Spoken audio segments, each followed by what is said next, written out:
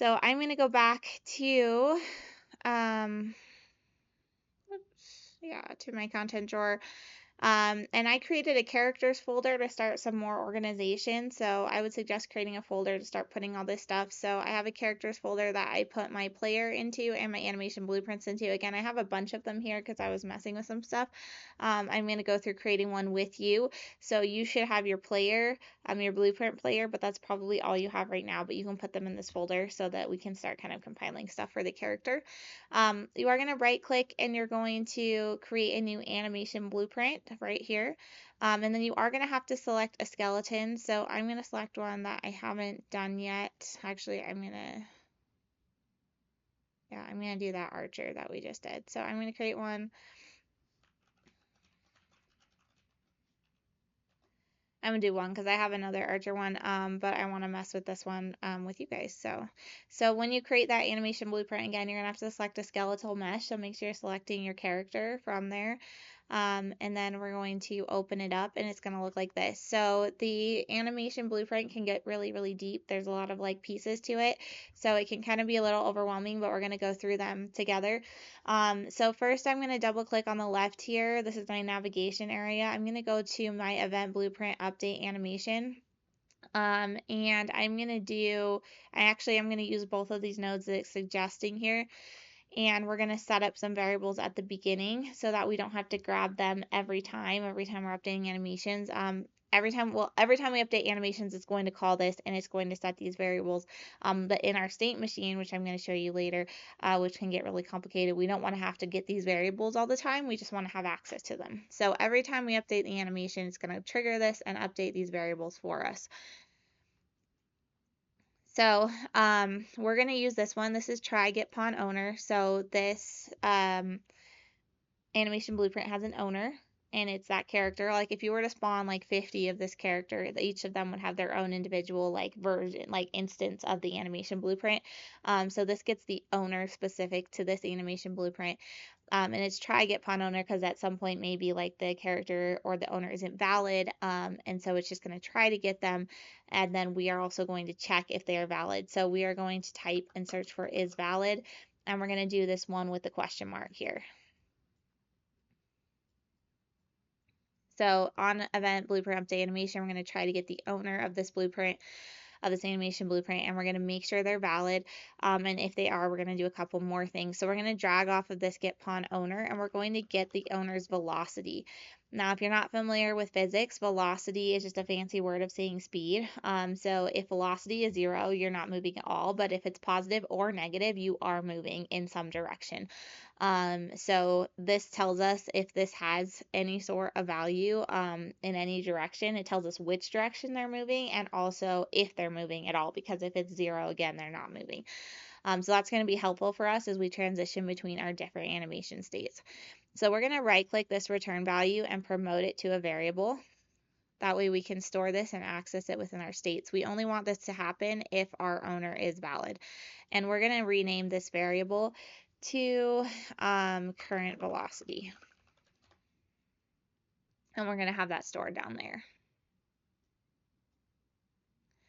All right, so that's all we need to do here for the setup. I'm going to left click, drag around this, push C to create a comment. And I'm going to say every animation frame update current owner's velocity. That way, every frame of animation, we know where they're moving, how they're moving, and how fast they're moving. So we want that to update so we can access it correctly. I'm going to compile and save. And now you can see this little line moving when I do compile. So it's like now it's running. That's kind of like showing us how the code is running. It's not getting a valid here because we don't have the character spawned, right? But in this instance, it is still running this in the engine. All right, so that's all we need to do in the event graph. We're going to go to the anim graph, which is over here on the left if you need to double click it, or it might be up here at the top if you never closed it. This is our output pose. This tells, like this is where the animation blueprint says this is what animation I need to be playing right now. And we do a bunch of checks before this so that we give it the right one.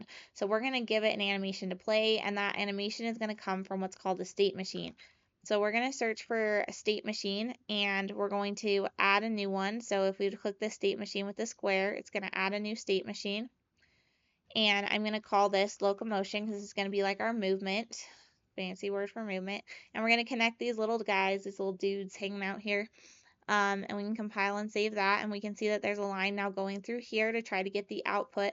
It's saying warning because there isn't anything inside of here to give us an actual animation yet. But this state machine is going to check a bunch of stuff and determine what animation our player needs to have at any given moment, and it's going to give it to this output pose, and then we're going to actually show it on the screen. So I'm going to show you how we can do our checks in here. So we're going to double click the state machine. You can double click it there, or you can double click locomotion over here on the left, or if you called it something different. This is our entry point into our state machine, and then there are different states that can exist in here, and each state is going to be a state of an animation. So like whether they're walking, or whether there should be an idle, or whether they should be in walk state, or whether they should be in jump state.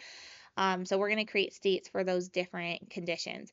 So we're going to right click and search for add state, and we're going to call this one idle, and we're going to connect. So just left click drag white arrow from entry to idle, so we can go directly to idle.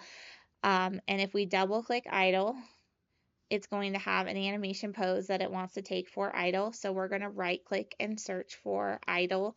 So play idle.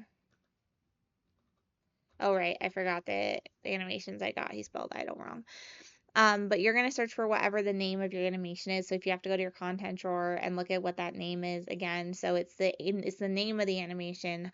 So this one's called Anim Idle, spelled wrong, but I'm going to click on that one, and we're going to connect those little guys. I'm going to compile it, and you're going to see they're instantly going to change into idle, because that's the only state we have right now, but we've set up the machine to work, so now they're going to be in idle all the time. Now just so you can see it as it updates, we're going to go back to the player, to your character, and then if you click on the mesh and then you look over here, there's an animation mode. It says use animation blueprint. It probably says none right now.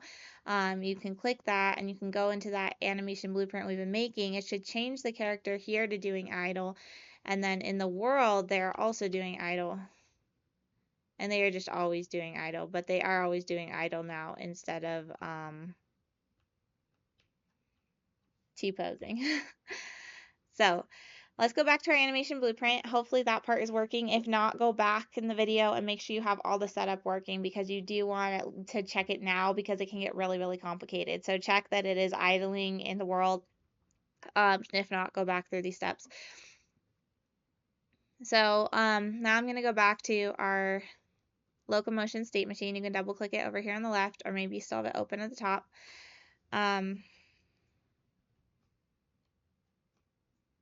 Not being nice to me about zooming in. Rude. Anyway, it's not gonna let me zoom in, but hopefully you can see it just fine. So we're gonna right click and create a new state, and this one is gonna be for walking or running or like our movement, right? And we're gonna grab from idle, we're gonna drag this little arrow out, and we're gonna drag it over to walk. This tells us that we can now go from idle to walk. Now there's no transition back to idle right now, so we can only go to walk and we'll be stuck there. But let's take this one step at a time. So let's double click our walk. And here's where we have our animation pose for walk. So we're going to search for our walk animation, just like we search for the name of our idle animation. And it's only going to pull up animations. I have a lot of animations in this engine, but it's only going to pull up animations that are related to the skeleton that I have here. So like it's only going to pull up the ones that will work with that skeleton or a map to it. So now I have a walk, but I don't have any way to get from idle to walk besides the arrow. So I want to show you that. So let's go back to our state machine, locomotion. This is what's called a transition rule. So I have an arrow. I'm like, I can go from idle to walk, but I can only go from idle to walk if this transition right here is true. So we have to set that transition, or by default, it's going to be false, and it won't let us go from idle to walk ever. So we're going to double click to go into this transition. It is going to be a Boolean value, which is our true or false, like on or off. And we are going to grab our velocity that we've been checking, so the speed of our character. We're going to grab that and bring it out here and say get. We're going to right click that pin and say split struct pin, because we want to check in which direction the velocity is happening, because if our velocity is happening in the Z direction, that means we're jumping. That means we're going up and down. But if it's in the X and Y directions, then we are walking. So if these are 0, we're not moving at all. But if they're not 0, so negative or positive, but if they're not 0, then we are moving. So we're going to check if these are not 0. So we're going to say not equal. And I'm going to do the same thing with Y. And if either of these are not 0, because I could just be purely moving in one direction, I still want to be in the walk animation. So I'm going to search for an OR Boolean. So an OR Boolean. And if my X velocity or my X speed, my speed in the X direction is not 0, or my Y speed is not 0, if either of those are true, so I'm going to plug that in as my transition and compile that and save. So if either of those are true, if you want to put a comment around this, if moving in X or Y directions, then switch to walk state. All right, so that's my transition. If I'm moving in the X or the Y directions, I want to switch to the walk state. Again, we're going to take this one at a time so you can test it. So if you have a problem, you know where it is, because it's going to get really deep really fast. So we know in our state machine, if you double click on the left in locomotion here, we can go directly into idle, no conditions needed, and then we can go to walk if we are moving. We can't go back to idle, but let's test this so far. So if I play and I'm in idle and then I start walking, I should start doing my walk animation and I should not stop. So this is perfect. This is exactly what we want to do, because it can't go back to idle right now. So once you trigger into that state, we're just stuck in that state, just walking forever. So test that, make sure it's working. If it's not, go back and like re-look at some things. And then when you're ready, move on to this next part. So we want to be able to also have our transition back to idle, right? So we're going to drag an arrow from walk back to idle. This is its own little transition condition. We're going to double click on it to set it. So this is from walk to idle if you need to access it from the left-hand side, a walk to idle rule, our transition rule. And we're going to get our velocity again from down here. Remember that this is updating with every animation frame because we set that up at the beginning. So this is constantly changing and we're just getting it in here, whatever it currently happens to be, and checking it. So we're going to get our current velocity. We're going to right click this and say split struct pin. And this time we want to see if X and Y are 0, because if they're 0 and we're not moving, then we want to go back to idle, and only if we're not moving in either direction. So they both have to be 0. So we're going to search for equal this time instead of not equal to check if X velocity is equal to 0 and Y velocity is equal to 0. Since these both have to be true, we want to search for our AND Boolean.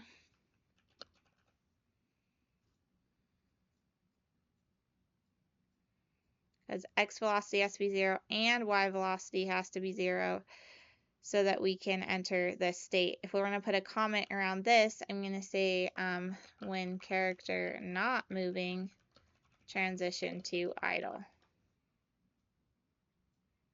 That's what we're trying to do here. So let's compile and save that, and now we should see it transition between both out here. So we should be able to walk, and notice my animation, I am walking.